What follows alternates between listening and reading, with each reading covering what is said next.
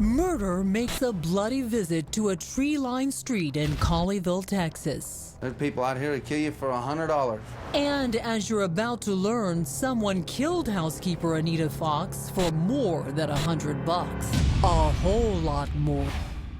When you got there and you realized this is a 72-year-old housekeeper, what were you thinking? It seemed very odd that she was specifically targeted for some reason that wasn't random.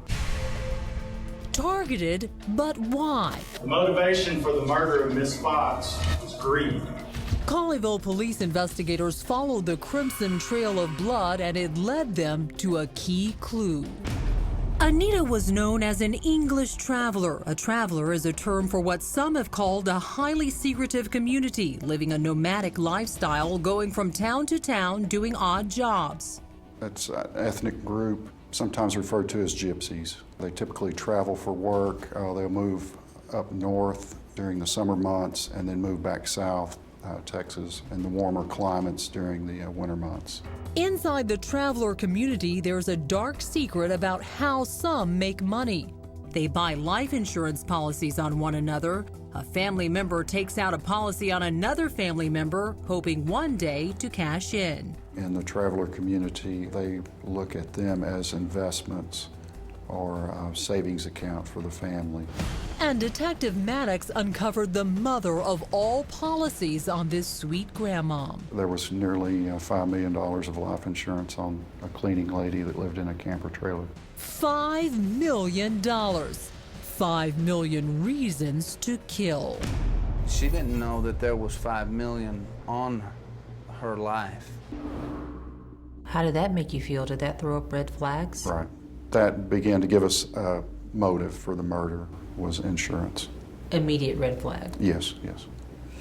And red flags were soon flying everywhere. When cops interviewed Anita's son-in-law, Mark Buckland, the husband of Anita's daughter, he said there were no life insurance policies on Anita.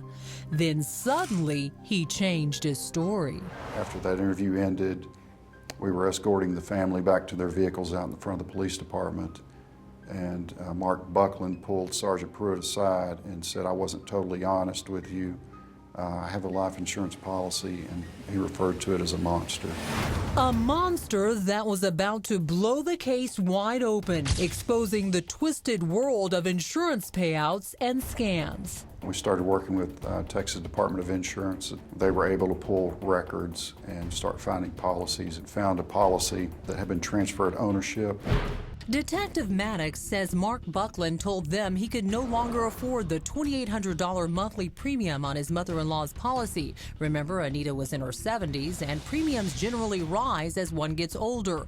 So without Anita's knowledge, Buckland transferred one of the policies to an Irish traveler, a group where some are known to law enforcement for frauds and scams. The new owner, Patrick Gorman, a man Anita didn't even know. Now, take a close look at Patrick's brother, Gerard, a.k.a. Fat Joe. Look familiar? Fat Joe is a dead ringer for the suspect drawn by the police sketch artist. It was amazing the work that he did and how accurate that sketch was. It's almost chilling to see Gerard Gorman's driver's license image next to that composite. Cops then interviewed insurance agent Charles Mercier, who transferred the policy. He says he specializes in selling life insurance to the traveler community. In this audio interview, he said Fat Joe called him repeatedly looking for Anita. Was there a time when those conversations seemed to get a little more, for lack of a better word, intense, inquisitive on his part to you about her? Yes. He would call up and he says, "Hey man, where's she living?" I said, "Joe, I got no idea. She lives in Fort Worth, and from what I hear, I think she's living in Al's trailer park." He's having trouble maintaining his portion of the policy, and kept calling Charles Mercier and asking him, "How long is she going to live? How long is she going to live?" Did Fat Joe grow too anxious for a hefty payout? Detectives certainly had the motive, they had the suspect, now they had to find him. They computer-enhanced the image of the license plate on that mysterious truck Al's wife Helen photographed. Sergeant Pruitt finally was able to enhance the image enough that we could read the entire license plate and it was registered to Joe Gorman. That's little Joe Gorman, Fat Joe's son. So you had your suspect. Right. Cops brought little Joe in for questioning. Your dad's in a lot of trouble. You can help yourself, but your dad's in a lot of trouble. So please quit with the storytelling and tell us the truth. He said he drove his dad to the murder house supposedly to do a paint job and parked outside. We just need to know what you know went on in that house. Like I told you, sir, he came in, he was aggravated. He told me to go home, that the lady had whipped him. He had blood on his arm. And I asked him later on what happened. He said that he punched a wall or something. We're not going to lie to you. We've got boxes of stuff stacked up at the police department at the district attorney's office with your and your dad's name on there. We have every reason to believe, or we wouldn't be sitting here talking to you, that your dad committed a very, very serious crime.